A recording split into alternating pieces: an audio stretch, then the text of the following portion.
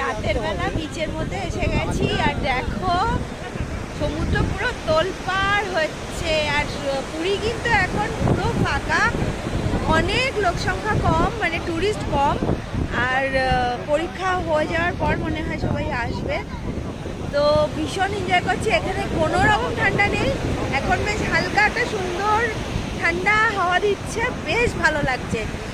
তো চলো, আমাদের সাইড ট্যুর করার কোনো প্ল্যান নেই। আমার ভিডিওগুলো অবশ্যই কিন্তু লাইক করে দিও, আর যারা ফেসবুক থেকে দেখছো অবশ্যই কিন্তু ফলো করে দিও, আর যারা ইউটিউব থেকে দেখছো অবশ্যই কিন্তু সাবস্ক্রাইব করে দিও।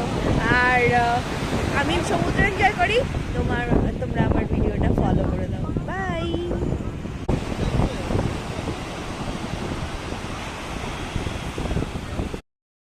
এখন বাজে রাত 9:30 আর আমরা এখন খেয়ে নিচ্ছি ডিমের পোচ। দেখো কি সুন্দর করে দিয়েছে, আর বিচের ধারে বসে এরকম ডিমের পোচ খেতে কার কার ভালো লাগে অবশ্যই কমেন্ট করে জানিও। আমার তো দারুণ লাগে এরকম গরম গরম মানে ডিম, আর এরকম ঠান্ডা ঠান্ডা হাওয়া দিচ্ছে।